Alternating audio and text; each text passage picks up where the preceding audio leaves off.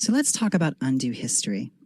Here we have our alien bust, and you'll notice at the top of the screen we have this dashed sort of line. And if I mouse over these dashes, you see it says undo history, and it gives a number of the undo history state. It gives a date and a time for when that particular state was recorded. Anytime we're working in ZBrush, this undo history is being stored. I can click this orange dash and I can actually drag back through the history timeline.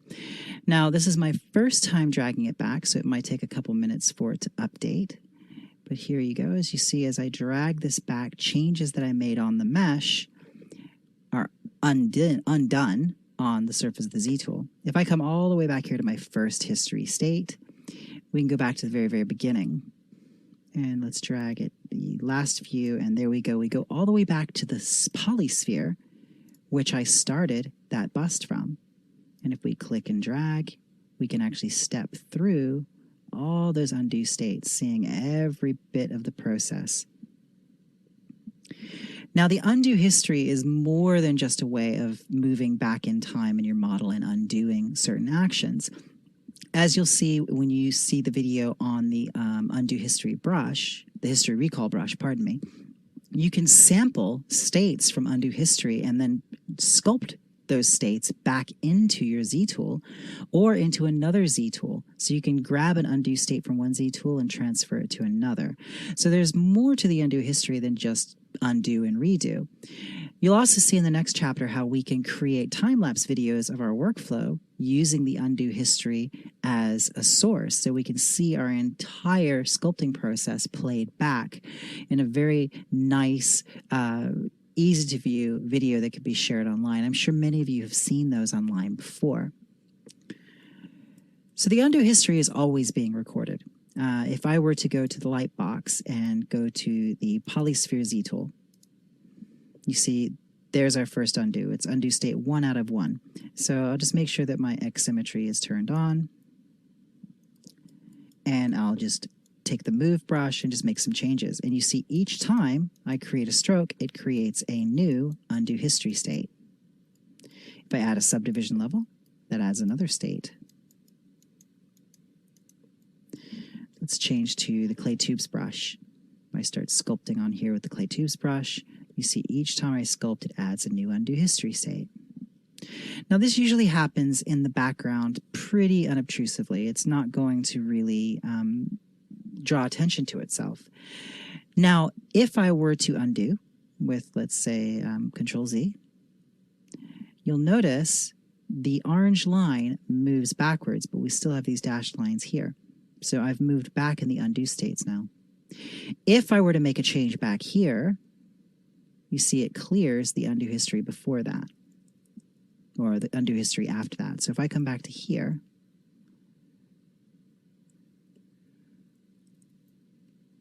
you see that it clears everything before.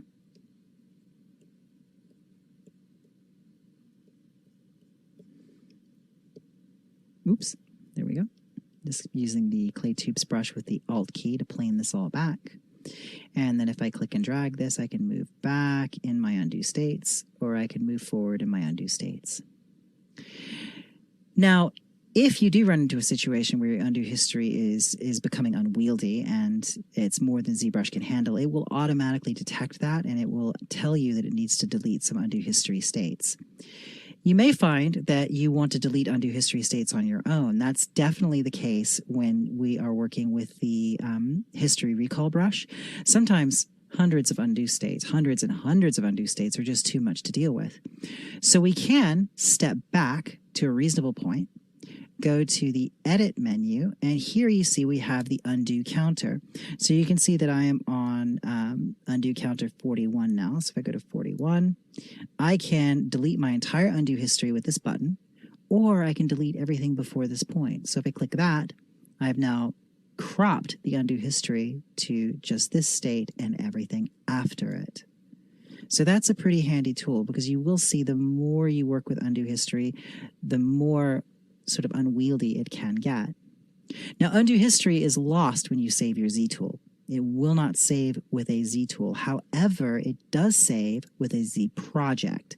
So if I go to File, save as, and I have the undo history button turned on, it will save the undo history with that project. Now that can make a much larger file, but it's nice to have that in some cases if you want to create a history time lapse, or if you just want to use the history recall brush, or if you like carrying around the undo history for any number of reasons. Now, Z projects save your undo history. Z tools do not. If we go to Preferences, we have an Undo History menu here. Now you can see we have Show Undo Selector. If I turn that off, the History slider goes away. That might be beneficial for some people if you find that you're accidentally clicking this as you move to the top of your screen, because sometimes it can be a little easy to accidentally click that like that, and you find yourself back in your undo states, and if you make a change, everything before it goes away. Now, ZBrush does have the option to give you, by default, ZBrush will give you a pop-up telling you that you're not at the last undo state. So don't worry, that won't be completely invisible. If you do that, it will give you a warning.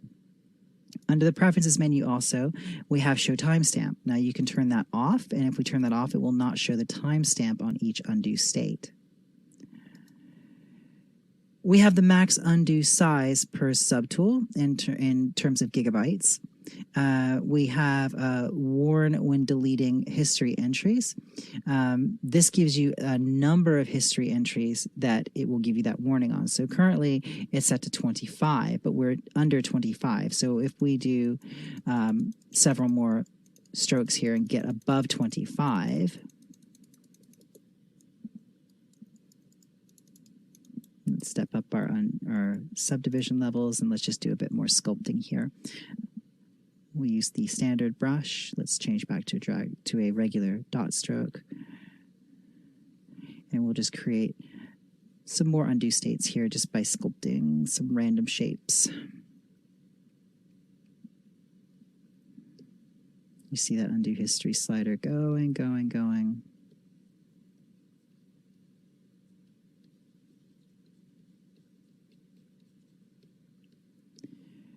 So now this is undo state 83 out of 83. If I step back a few and then try and make a change, it will crop. But if I come all the way back to, let's say, here, that's 13 out of 71, and try and make a change, it's going to give me a warning. The current active undo history is not the latest one. Storing this action into the undo history will remove 59 undo history entries. So click OK if you want to continue, and click Cancel to abort. So we'll click Cancel, and that's a good warning to show you, oh, wait, I want to make sure that I don't delete those undo states. Now, the slider here, warn when deleting, so that sets the number of undos that a warning appears if an action is done that will delete the set number or higher. So we can actually turn this down to 10, or we can turn it up even higher. We can turn it up quite high. So that's going to be a matter of preference. Enable saving will enable saving the undo history to the file, and optimizes the undo history size. So there's really no reason to turn these off. Now, you can turn on skip loading if you find that you have a lot of undo history saved in a file and you don't want to load it. You can turn on skip loading, and it will not load it by default. You'll have to turn on load undo history manually. And we have a reserved undo memory. So this is your reserved memory for undos.